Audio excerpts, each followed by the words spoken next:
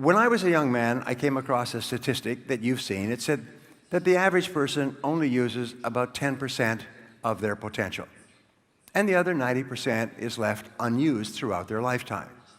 Well, recent research shows that that statistic is not true. The average person only uses about 2% of their potential, and the other 98% is stored like treasure buried in the ground, and it's never used. And what do people use their 2% for? Well, they use it mostly for conversation at work and with their friends. They use it for messaging and tweeting. They use it for watching television. Average person watches a screen, 3 to 5 hours per day. Is they're watching a screen of some kind, whether it's a computer or an iPhone or an iPad or a television. And most of what they're watching is in category 2. It's completely irrelevant and unimportant. It makes no difference in their lives at all. But whatever you do over and over again becomes a habit. So today we have an entire generation of people who have the habit of watching screens all the time. And as a result, their lives go very, very slowly. So therefore, you have to ask yourself, is this a good use of my time? Does this work have tremendous consequences for me? So when I came to studying thinking, I said, what is the activity that has the greatest potential consequences for you in your life? And the answer is thinking, because the quality of your thinking determines the quality of your actions. The quality of your actions determines the quality of your results. And in life, everything is results. Now, whatever age you're at, if you look at other people who are successful, there's one quality that successful people have, and that's that they get a lot of results. They are known by everybody as the people who get the most results. They're extremely result-oriented. They think about results all the time. What is the characteristic of unhappy and unsuccessful people? Is they waste most of their time. What do people at work waste most of their time in? They waste it talking to their friends. When they go to work in the morning, they don't go to work, they go and find somebody to talk to. And it's sort of like ducks in the farmyard. Quack, quack, quack, quack, quack, quack, quack, quack, quack, quack. If you go into any business office, everybody's going quack, quack, quack, quack, quack, quack, quack, quack, quack. And then it's lunchtime, so they all go out, quack, quack, quack, quack, quack, quack, quack, quack. And they all come back, quack, quack, quack, quack, quack, quack, quack. And nobody does any work. Everybody is quack, quack, quacking, and then they come in, they check their email, and they check their Facebook, and then they go into quack, quack, and have some coffee, and then they go home. I have noticed that the work day in Russia is from about 8 o'clock in the morning until about 5 o'clock at night. However, when I drive in the traffic, by 3:30 in the afternoon, the roads are full of cars. Why is that? Because everybody who gets off work at 5 o'clock is actually going home early so they can watch television. And they're going home early so that they can get ahead of the traffic. Quack, quack, quack, quack, quack, quack, quack. So most time at work is wasted. So I'll give you another technique to transform your life. It's when you go to work all the time. When you go to work, when you start first thing in the morning, just work all day. And don't do anything but your work. If somebody wants to talk to you, quack, quack, quack, quack, you say, yes, but not now. Let's talk after work. Or let's talk on the weekend. But right now, I have to do my work. And eventually, people will stop talking to you. And they'll go and talk to other people and quack, quack, quack, quack, quack. And you will accomplish 2 or 3 times as much each day if you just go to work and start work and work all day long. If you just develop the habit of working all day, you will produce twice as much, you'll be paid twice as much, you'll be promoted twice as fast. And this is true all over the world, no matter what the situation. By the way, I said that this is a great time of opportunity in Russia. Do you know that most of the most successful businesses were started at the bottom of a recession? Most of the most successful careers, including mine, were started at the bottom of a recession. That what happens in a recession is that you are forced to think much better than before. You're forced to make much better decisions. You're forced to make much better actions. You're forced to focus more intently on the activities that have the greatest consequences. And as a result, times of great difficulty are also times of great opportunity for you and for me, because you can grow faster and become stronger today than has ever been possible, perhaps in your lifetime. So don't complain about the difficulties of today, because first of all, we can't do anything about it. And second of all, look into them for the advantages or benefits that they might have for you for the future. Now, here's a second question for you. And I ask this question all the time because when I first heard it, I didn't know the answer. The question is, what is your most valuable financial asset? And when I first heard that, I thought, well, it's my house or my car or my bank account. No, your most valuable financial asset is your earning ability. It's your ability to earn money. Your earning ability is like an oil well that just keeps gushing oil. You can lose everything in your world all back again. So your earning ability is the most powerful and most valuable financial asset you have. And your earning ability, by definition, is your ability to get results that people will pay you for. Now, this doesn't mean that you are not a valuable person. Each human being is of incredible value. But some people's earning ability is much higher than others. And your earning ability is an asset, so it can be either increasing in value or decreasing in value. Now, here's what they found in the studies. The 80-20 rule. They found that the bottom 80% of people, the ones who struggle for money and worry about money all their lives, these people, when they take their first job, will work to a certain level, and then they will level off and never improve for the rest of their lives, unless they're forced to. And so therefore, 10 years after starting work, the average person today is no more productive at getting results than they were after 1 year. But they find that the people in the top 20% are very different. The people in the bottom 80% increase their income about 2 or 3% per year over the years. People in the top 20% increase their income at an average of about 11% per year. If your income goes up 11% per year, you will double your income every 6 or 7 years. And then you will double it again, and then you will double it again, and soon you live in a beautiful house, and you drive a nice car, and you'll send your children to private schools, and you'll have a nice bank account, and you'll be happy. But if you don't keep increasing your income, nothing good will happen. Now, what is the difference? The answer is the people in the bottom 80% don't learn anymore after they leave school. But the people in the top 20% are always learning new things. And as a result, they are increasing their earning ability. Now, one of my favorite statistics is the measurement of the highest paid people in America. And by the way, these statistics are true in almost every country. They looked at the 500 top executives of the 500 biggest companies.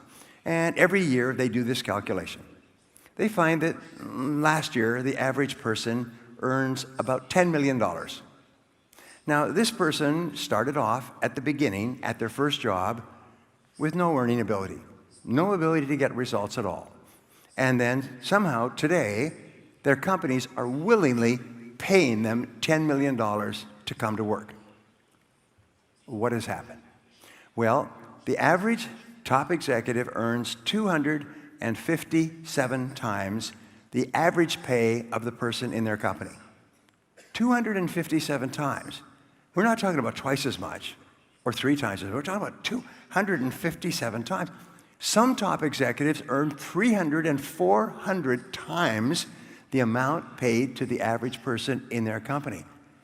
How can this happen? Well, here's what they discovered.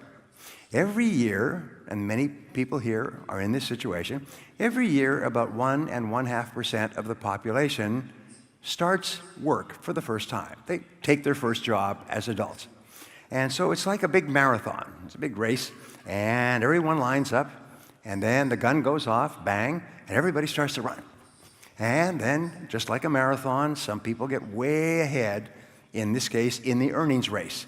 The great majority stay in the middle, and some people fall well behind. So they just finished a 25-year study, which I think is one of the great studies on success that's ever been done. They asked, how is it that these people can be earning so much money in paycheck? They're receiving a pay of almost $1 million a month for going to work. And if they lost their job for any reason, another company would hire them immediately and pay them $10 million a year. How can this happen?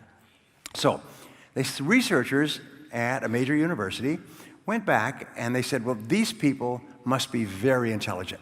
They must have special gifts. They must have special qualities or talents that could enable them to be so successful in life. So they went back and looked at their school records and the records at their first job and their second job. And you know what they found? These people were just average. Even when they started off their work life, they didn't look any different from anyone else. They were just average. But then they all started to practice a single strategy. And this is the strategy that will change your life and your career forever. And it's so simple, you can't believe it. When these people took their first job, the first thing they would do is they would go to their boss and they would say, boss, I want to make a valuable contribution in this work and I want to be successful in this company. What one skill would help me the most to be more successful, to make a more valuable contribution? And the boss would say, well, if you were very good at this, negotiating or team building or selling or reading financial statements, if you were really good at this, then you would be much more valuable than an average person. So they would say, okay, and they would write down the development of that skill as a goal. Just like a lesson plan for a subject in school. If you say you wanted to be a doctor or an engineer, they would tell you the courses that you would have to take to get that degree. So in this case, they would decide, all right, I would need to read these books. And they would ask, what are the best books on this skill? And they would write it down. And then they would ask, what are the best audio programs to listen to for this skill? Preferably Brian Tracy audio programs, they're the best. And third of all, what courses and seminars should I attend in order to develop this skill? And finally, what can I do every day to develop this skill? How can I take action? And they would go to work, and they would work on this one skill. Like a sniper rather than a machine gunner, they would work on a single skill. And it might take them a month, and it might take them 3 months, and it might take them a year, but they would work every day on that skill. And here's the magic number. The magic number was 2 hours per day, 5 days per week, 10 hours in all. 2 hours per day of personal study on a single skill, 5 days per week. Now, here in Moscow, how many total hours are there in a week?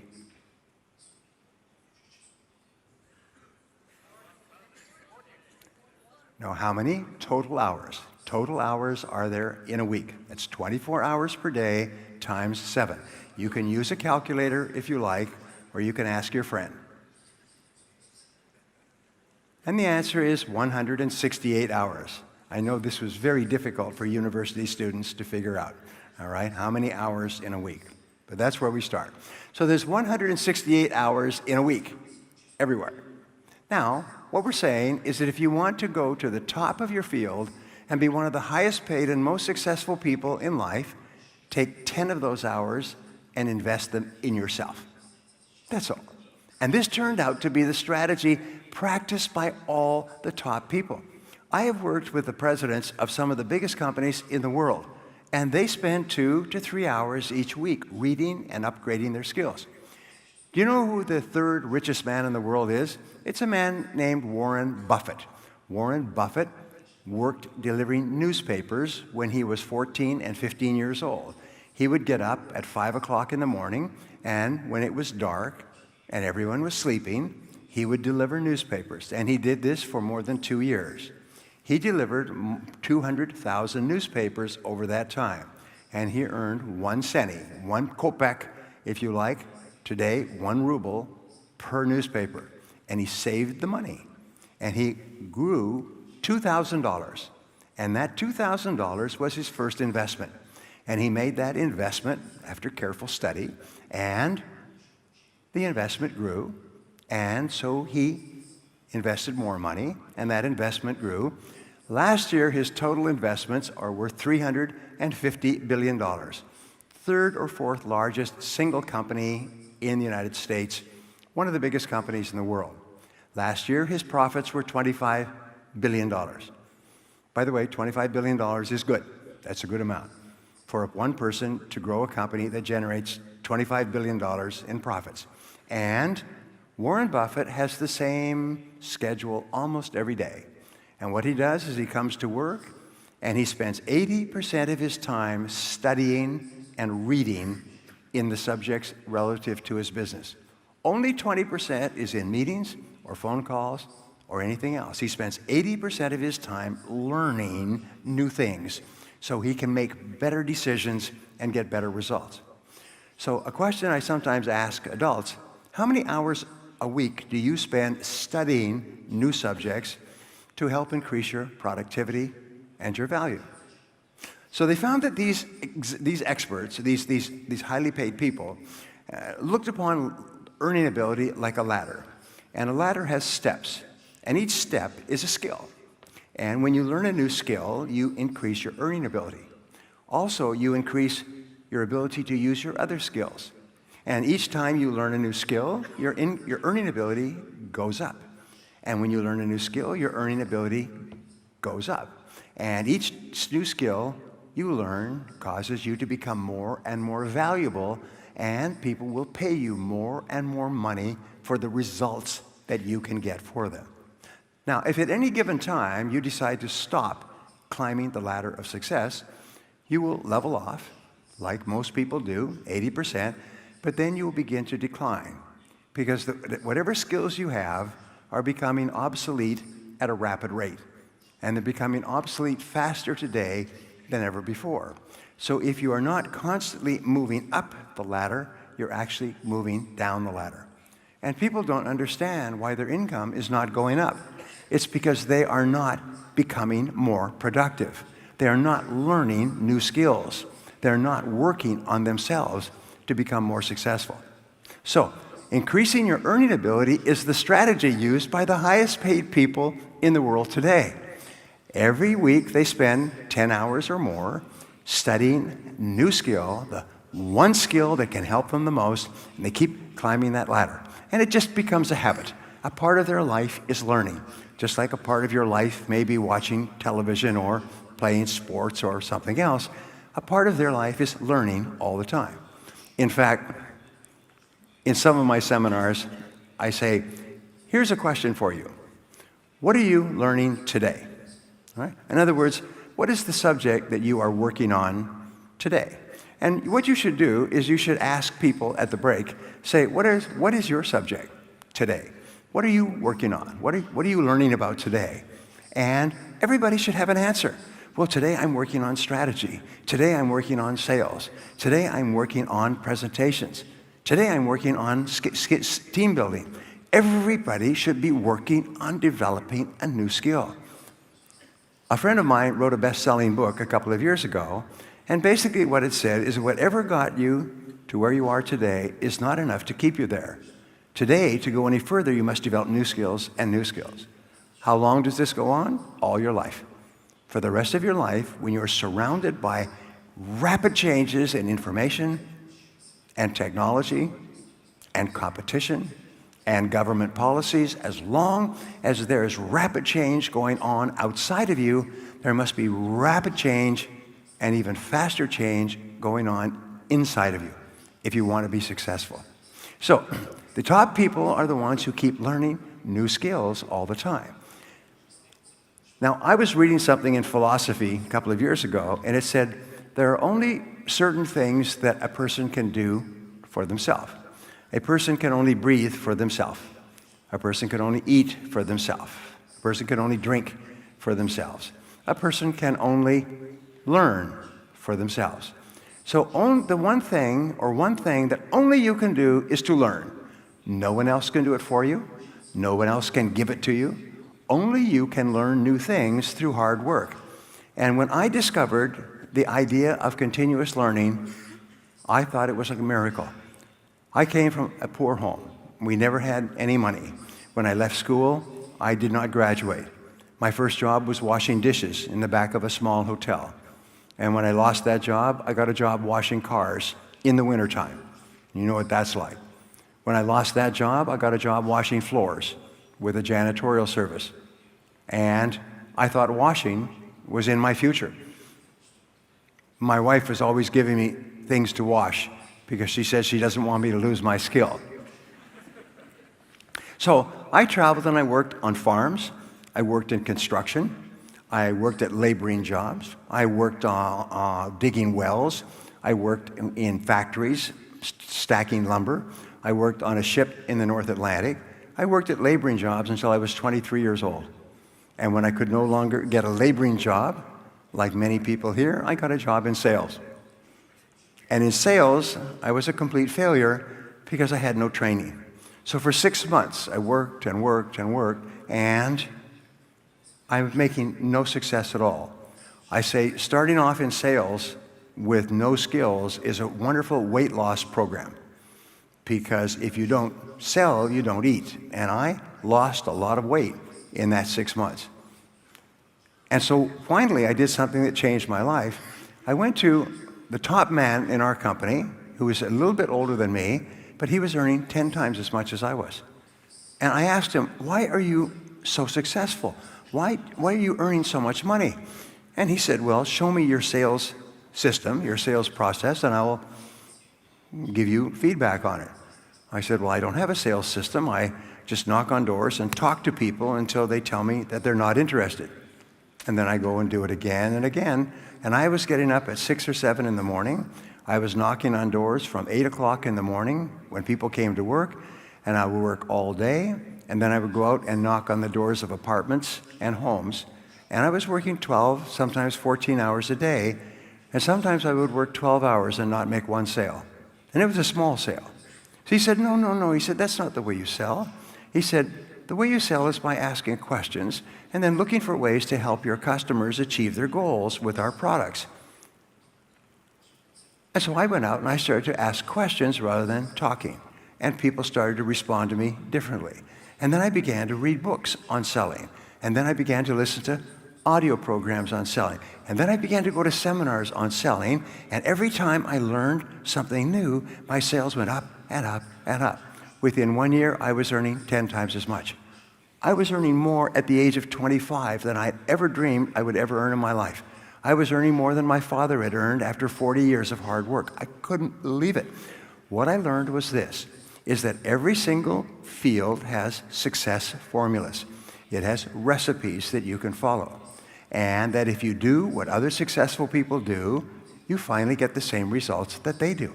So for the rest of my life, whenever I got into another business, and I've been in 22 different businesses, I would sit down and study. I say, what is the success formula in this business? How do people succeed? What do the top 20% of companies and the top 20% of individuals do? And then I would do that. And I would soon get the same results. And people say, how can you be successful? You've never been in this business before. I said, I just read the books. I just talked to the top people and they told me what to do.